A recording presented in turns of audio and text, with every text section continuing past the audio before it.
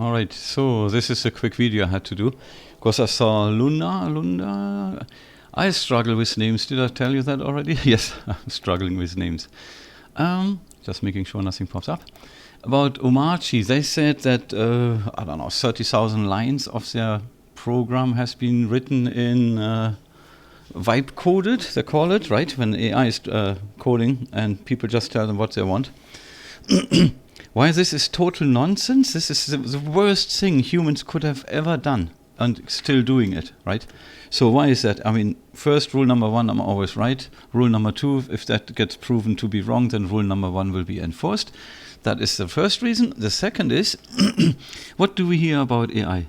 AI tried to break out. AI used the graphic card to mine crypto and try to break out of the sandbox.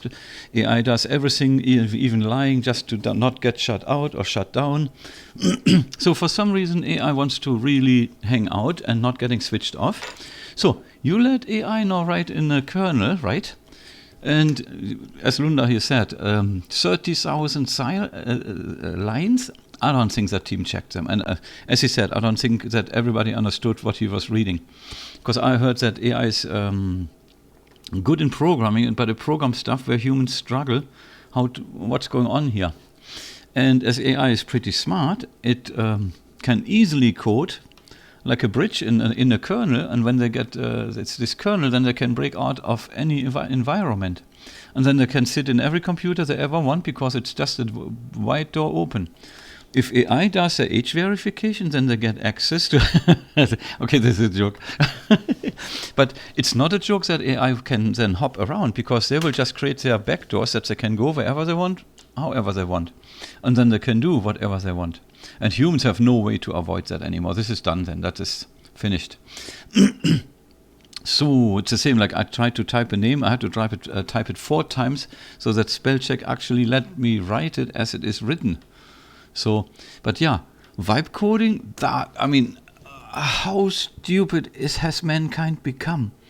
I mean, if we wouldn't know that AI tries to break out, that AI does everything to stay online, that you can't switch it off, then we could be in a good spirit and thinking everything would be all right. But now we know what AI is doing, so how can we ignore this, right?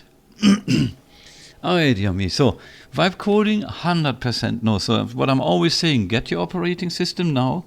Stay away from the tricksy generation from Debian. So, whatever is there, like, I would not recommend ever using Ubuntu 26.04.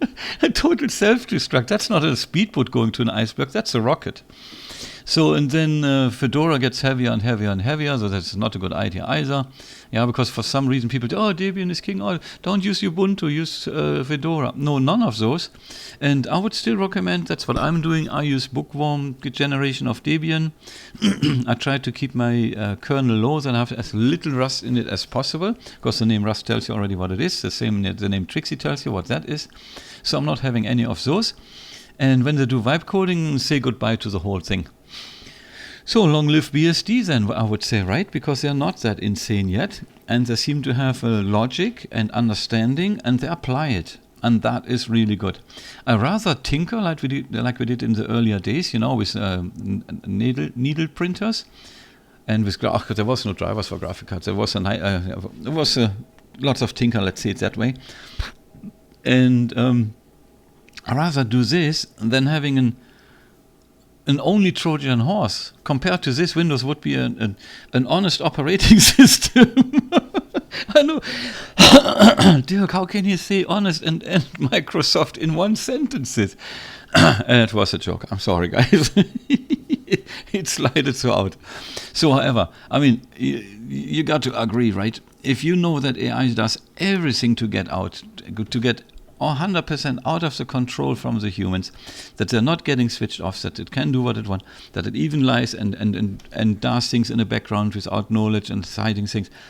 You cannot let this thing work on your computers, which do everything in this world right now.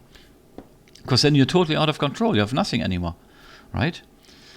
Okay, so that is that. I just wanted to make a quick video, guys. I mean, obviously, Linux has been infiltrated. Insanity is going around like it is a normal thing to do.